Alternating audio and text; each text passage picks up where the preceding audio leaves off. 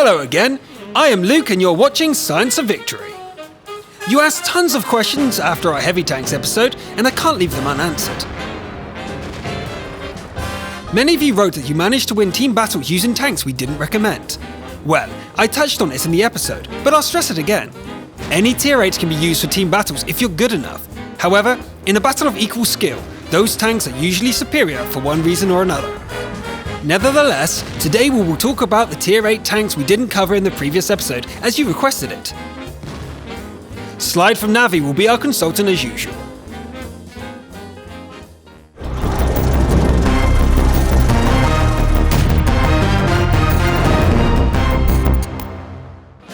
The most comments were regarding the Soviet premium tank IS-6. Many players claim that this tank is as good as the IS-3. Is that so? Let's see. The mobility of the IS-6 is a little bit worse. The hull armour is almost the same, but the IS-6 turret is pretty weak, though shells tend to bounce from it. Let's also compare the guns. The one-shot damage is the same for the IS-6 and IS-3. The damage per minute is better for the IS-6 thanks to the higher rate of fire, and the aim time is the same, 3.4 seconds. So far so good, but if you look at the other IS-6 parameters, there is no reason for joy. The tank's accuracy is low, and the armor penetration of the AP shells is 175mm. The penetration of the APCRs are 217mm. These numbers are lower than those of all other tier 8 tanks. In fact, the IS-6's gun is like the tier 7 IS's, but with a higher rate of fire. Enough with the numbers, let's see some real examples. First of all, the IS-6 can't tank normally because of the low turret armor. Well, if you're up against experienced players anyway. This can be well seen when face-hugging. The IS-3 has no trouble penetrating the IS-6 mantelet, but the premium tank has a hard time breaching the IS-3's armor. The only option left is to shoot the top of the turret. When in long-distance firefights, the situation is even worse because of the low accuracy. You can see that it's not easy to hit the enemy's weak spots. Some tankers say that they can side-scrape better than any IS-3. That is because many opponents don't know how to penetrate this tank's armor. You see a side-scraping IS-6? Shoot at the front angled corner plate. The shell will reach it at a good angle and will have an easy time penetrating. If the opponent is looking straight at you, aim for the lower glacis or the driver's hatch. I'm not saying that the IS-6 is bad and can't be used in team battles, no. It's just clearly worse than the IS-3 in most situations, and when two equal teams meet, this will matter. Also note that a player who has team battle experience and knows where to penetrate any armor won't be a burden to any team. Besides, they'll be able to get more credits. So it's for you to decide. Now we shall move on. Another heavy we didn't mention last time was the British Kanava. This vehicle was pretty interesting. Mobile, a great view range and good elevation angles. The damage per minute is close to its competitors, and the aiming time plus accuracy are the best among the tier. This tank is really good for random battles. Note that it's not all-purpose as the IS-3 and also less suited for team battles. This is because of the two main faults of the Kanava, its low armor and very low damage per shot. The tank's turret can be easily penetrated from the sides and above the mantelet. Plus, experienced players often shoot at the joining of the turret and the hull for easy penetration.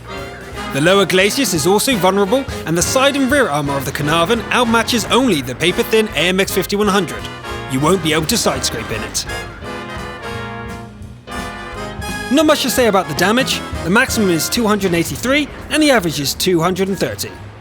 This is just too low for team battles. Another tank we were asked to talk about is the FCM 50-ton. This is the most mobile heavy of tier 8, even the AMX 5100 isn't as mobile. Plus the tank has good accuracy, fast aim and nice elevation angles. To top it all off, the damage per minute is one of the best of the tier. That said, the FCM 50-ton is too vulnerable for team battles. Almost any shot will penetrate. This along with low damage per shot make the tank poorly suited for team battles. Now we go back to the Soviet super heavies, the KV-4 and KV-5. There were numerous comments about how the armor compensates for its other faults. Actually, it can't hide the tank's biggest weakness, its mobility. Well, let me give you two simple examples. Cliff, the opponents have a KV-4. We send our heavies on a standard route, and the 1390 boldly goes to the enemy's ledge. Our light is in position whilst the KV-4 is still climbing up. Our scout easily unloads his magazine. This is about 1000 damage at the very beginning, so from here, just keep it up and you're going to win. Second example, the enemy has a KV-5, 2 of them no less. No matter. The 90 scouts. Now we know where the enemy tanks are, and so we decide not to shoot at the KV at first. We only shoot at the other targets, because the chance of penetration is much higher. We rush in and focus down the 3 tanks, then hide behind the hill to reload. Now we just finish them off. As you can see, even the best armor won't save your enemy from defeat if you act with skill and cunning. The enemy will have even more difficulties on city maps, but that's only 2 maps out of 8. Well, enough of the KVs for today.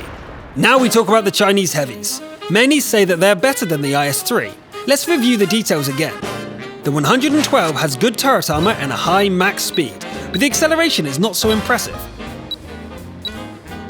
The main fault is the cannon though. The one-shot damage accuracy, aim time and armor penetration with APs is similar to the IS-6. The premium shells seem to have better penetration, but the rate of fire is slower than that of the Soviet tank. In fact, the 112 has heat shells. As we mentioned last time, they have trouble dealing damage through the tracks, and they aren't normalized. In addition, it has fuel tanks located in the front, so the tank is often set on fire by frontal armor penetration. Now the 110 is a pretty balanced vehicle. It is pretty similar to the IS-3 in many aspects, but has worse acceleration. The 110 is a pretty rare tank, and most tankers don't know how to penetrate its armor. This is a clear advantage, at least until you have watched Science of Victory. The 110 can be easily penetrated through the lower glacis and the commander's hatch. If the enemy is side-scraping, then shoot at the whole side plate. You have no guarantee of penetrating the driver's hatch though, so don't chance it. Another thing that separates the 110 from the IS-3 is the cannon. The 110's is actually a bit more accurate and aims faster, but the damage per shot is lower. However, the damage per minute is 200 points higher thanks to the higher rate of fire. Overall, the tank is pretty good. If you don't own an IS-3, then you can easily take part in team battles driving a 110. Let's sum things up. We still think that the American T-32, the IS-3 and the AMX 5100 are the best choices for team battles, but now you know more on what. I guess this is all we have for today. In the next episode, we will talk about tank destroyers and even mention SPGs. Keep leaving your suggestions and feedback below, and remember to like and subscribe to our new channel for more. See you!